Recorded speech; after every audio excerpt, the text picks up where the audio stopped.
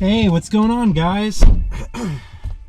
Hope you're all doing well. I'm a bit sick right now. I've been battling a cold these last couple of days, so I am feeling sort of a bit under the weather.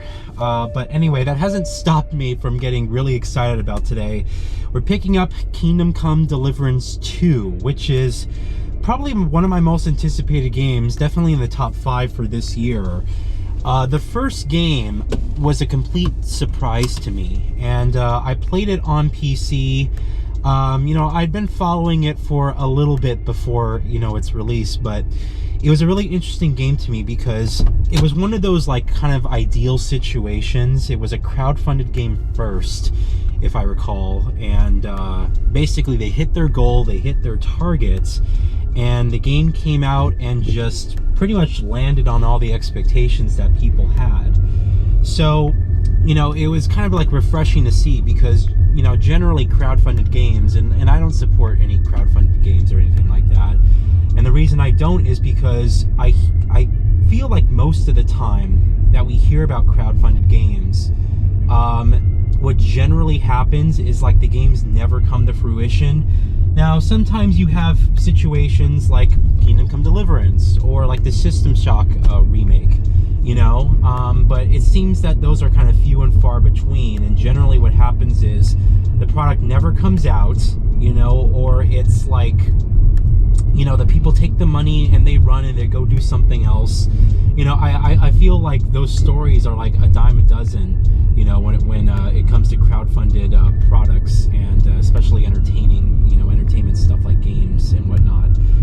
So anyway, regardless of that, you know, that was basically the first game, and it really surprised me how incredible that first game was. I didn't think it was perfect, but I have to say that thinking about it now, when I consider all the RPGs that came out during the 8th generation, at least the Western RPGs, all right, I think that Kingdom Come Deliverance was probably the best RPG of the 8th generation.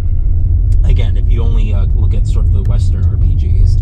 I don't play a lot of JRPGs, and that's not really my forte, but regardless, the first game was just quite excellent, and I really enjoyed it. My only criticism, my main criticism with the first game was its narrative.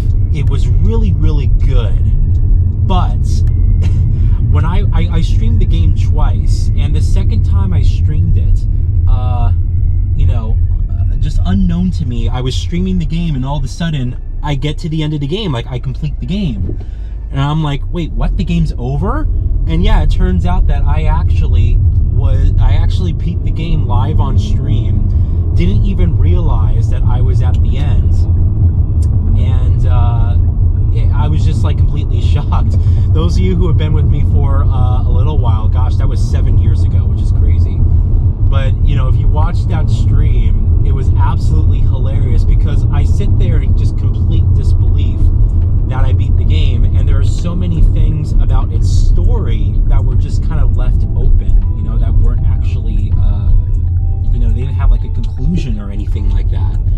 So to me, you know, that was sort of my main criticism, was that it just ended on such a sour note. It felt like half a game, basically half a story, you know, with no real conclusion or anything like that. Now, based off of the reviews that I'm seeing for the second game here, first of all, a lot more people seem to know about this game and the fact that it's coming out, and a lot more people are excited about that, which is great because I don't feel like the first game got the recognition it deserves.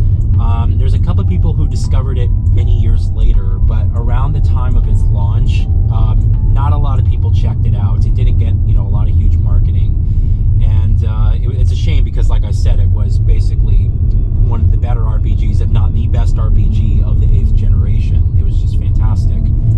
So, and I ended up playing through that first game twice. I beat it first on PC, and I went back and I played it through on the Xbox Series X via backwards compatibility.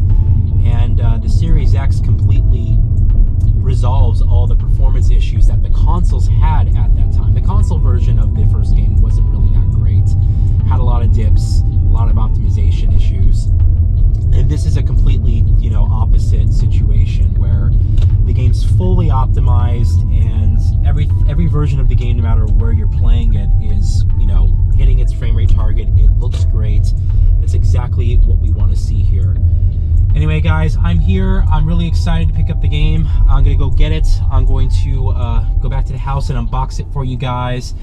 And yeah, we'll also compare it to the physical version of the first game. All right, see you guys there. Thank you very much.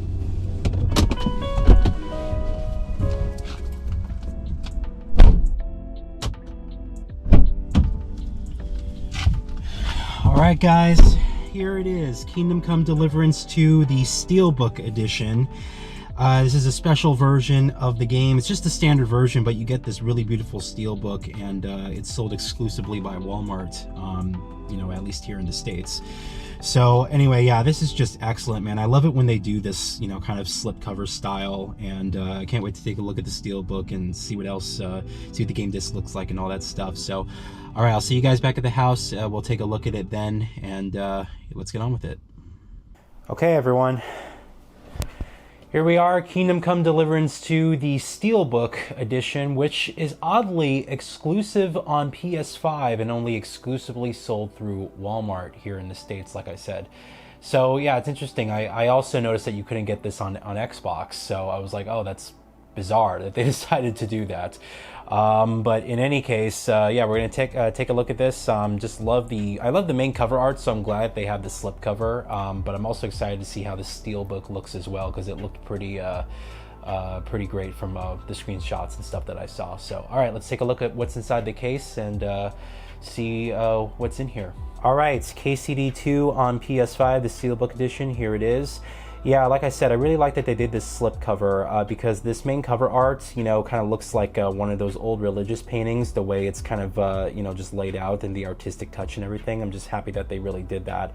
So that's awesome. You got all the game details on the back. Now, one thing I wanted to note here is that you don't really see, you know, anywhere here. And here, let me try to focus for a bit here. Because you don't really see at all any PS5 Pro badges. Now, this is a bit surprising because you would think that, you know, with these new games that are launching in 2025 here with the PS5 Pro, that they would have some type of badge on here that would just say, you know, PS5 Pro Enhanced like they did with the PS4 games. But yeah, that's not on here. I mean, this is the first game I bought in 2025 here, so maybe later on in the year they're going to add that, or, you know, perhaps not at all. But I just thought that was interesting because they didn't have any badges, even though this game is taking advantage of the PS5 Pro in a very good way, actually. It's exactly as Mark Cerny had described his vision for the console. So you get 60 FPS literally with the fidelity mode on PS5, and PSSR apparently is really good in this game as well. So it's just the best of all worlds there. So anyway, yeah, I really like this. It's in multiple different languages, as was the cover art for the original game, actually. So yeah, that's pretty cool. Let's go ahead and open this. I want to make sure I don't damage the slipcover case here. Actually, it might just be beneficial. I might not need the scissors. Just rip this off. Here we go. Yeah, there we go. Just easily peels off there. Oh yeah, this is awesome, man. It's kind of laminated almost. It's got like this shiny, you know, material to it. So yeah, that's pretty cool. So all right, we already took a look at that. Here is the actual steelbook. Oh wow. Wow, there's actually like a difference in texture to it. I'm quite surprised. I thought it was going to be like, you know, kind of all, you know, stainless steel there, kind of shiny, you know, and be very reflective, but it's not. It's got like some matte properties, and then different light kind of, you know, kind of plays with the different colors there. This is actually a lot nicer than I thought. It's very interesting that they decided to do it this way, you know, this kind of exclusive retailer edition. You don't really see that a lot these days. Anyway, so yeah, here's a look at the cover art. Again, just kind of looks like, you know, one of those old, you know, religious paintings or something like that. Something that you would find in a cathedral or a castle or anything like that. And there's the back. Oh, that's pretty cool. It's got some Latin wording there. I'm gonna go ahead and guess that says "Fortune favors the brave." I mean, I'm only guessing there because it says Fortuna there, and I believe that's fortune. But I believe that might be as well. I'm trying to remember from the first game, because you took a whole class on Latin, and being, you know, a part of the Catholic Church there, it was quite interesting and fun. Anyway, so let's take a look inside. Oh yeah, man, look at this. So we got our game disc here, one disc, and I believe all the content is on the disc. In fact, if we look on the back here, it says 90 gigabytes of space, so that should be enough to fill the content. Oh, that's interesting. You got another slot here for a CD or a DVD or anything. And then there's basically nothing here. No code, no details, anything like that. I would assume that any of the you know, extra stuff that was supposed to come with this, I believe you get like an armor or weapon skin or something like that. It's probably on the game disc itself. So there's that. Anyway, yeah, that's pretty cool, man. So it's pretty basic and bare bones here. Let's take this out and look at the back cover art. Got some nice cover art here for the back. You know, nothing super extraordinary, but beautiful landscapes. It looks like Henry and oh god, I'm trying to remember his name as well. The dude was like an asshole to you in the first game, and then once you this is a slight spoiler, but basically once he once your title was revealed, he was like nice to you. And I mean, he's a cool character and all that stuff, but yeah, it's interesting. I'm actually looking forward to seeing how their friendship evolves, because I kind of like the dynamic that they had going on there. So anyway, yeah, I think his name is Hans. So that is the slipcover steelbook for Kingdom Come Deliverance 2. Now I also have here the first game on Xbox One, where I played it. Well, I played it on PC first, but I went and got a physical copy for Xbox One to play on Series X, which is actually a good version of the game now. Like I said, the Series X just irons out all the performance issues that the original consoles just couldn't really get through. So that's nice. At least, I mean, the Xbox One X version was always fine generally, but there were some issues with loading and stuff. But just on Series X, it's basically as perfect as you could want from a console experience. But yeah, it's basically the same thing here. You know, you got a bunch of different screenshots and stuff, a little bit more of an emphasis on the screenshots. Yeah, I thought this was in different languages, but I guess I'm wrong. So this is only English. Overall, I do like the change in art direction for this second game's cover. I mean, this one looked nice too, but it's kind of, you know, you don't have a lot of the main characters in there and stuff like that, and this is a character-driven RPG, so to have stuff like this is just quite excellent. And if we open this up here, you know, it's pretty basic and bare bones as well, nothing special.